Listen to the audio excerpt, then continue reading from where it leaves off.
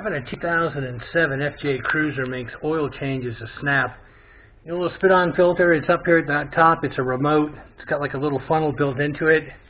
And another thing I like is it's actually down at the bottom.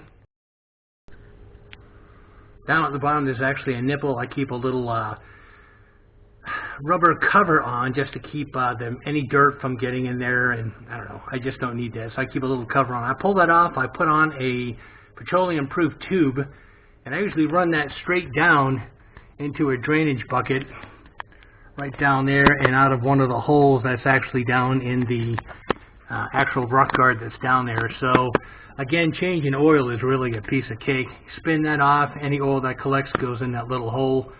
But wouldn't it be nice if there was an easier way of getting that plug off down there? I mean, every time you do it, you end up getting a hand and tool full of oil as it goes down to the drip pan. Well, you know what? I've got that solved. I don't know if any guys have used these magic creepers.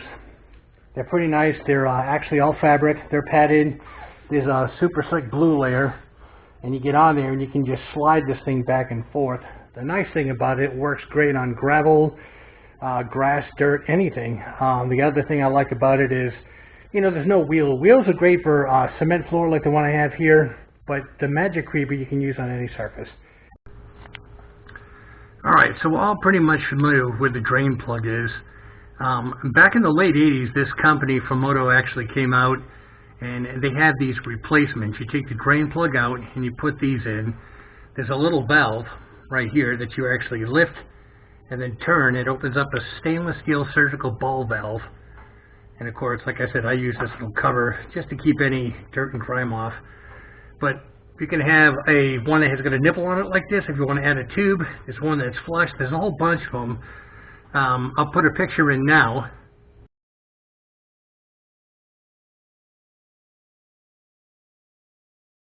And at the same time, I'll add a link in the description to show you guys this. But you put it on once, you never have to take it off again.